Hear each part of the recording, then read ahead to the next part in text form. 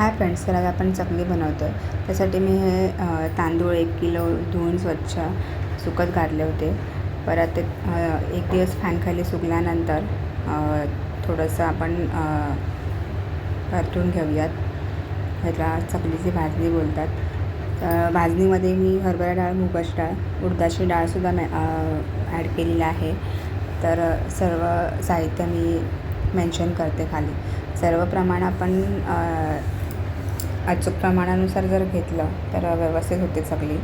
तर ही उडदाची डाळ आणि मुगाची डाळ आहे. ही सुद्धा मी धुवून चांगली स्वच्छ सुकत घातली होती. ही हरभरा डाळ आहे, ही सुद्धा सेम.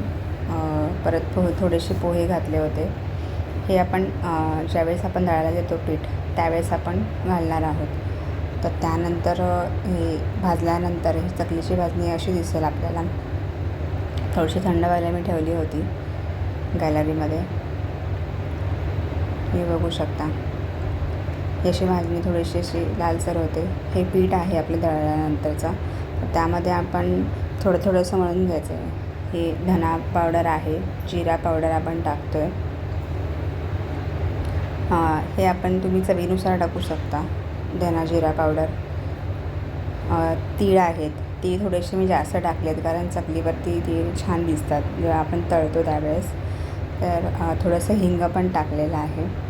आणि आपली लाल मिर्च पावडर असते ती काश्मीरी पावडर, थोडासा कलर येण्यासाठी पण आणि थोडंसं तिखटसाठी सुद्धा. तर असं सगळं प्रमाण आपण एकजीव करतो आहे. चवीनुसार मीठ, तुम्हाला जेवढं हवं आहे तेवढं मीठ टाकू शकता.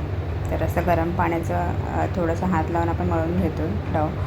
आणि तेलाचं मोहन पण टाकायचं आहे. तर बघू शकता किती सुंदर चकल्या आलेल्या आहेत. 1 बाय 1 मी अशा थोड्याशा चकल्या करून घेतल्या. त्यानंतर मग मी तळते आहे. ह्या सगळ्या चकल्या करायला मला माझ्या हजबंडने खूप हेल्प केली आहे. तर अशा चकल्या आहेत 1 बाय 1. सगळ्या एकसारख्या जर आपण केल्यात तर तळल्यानंतर पण खूप छान वाटतात.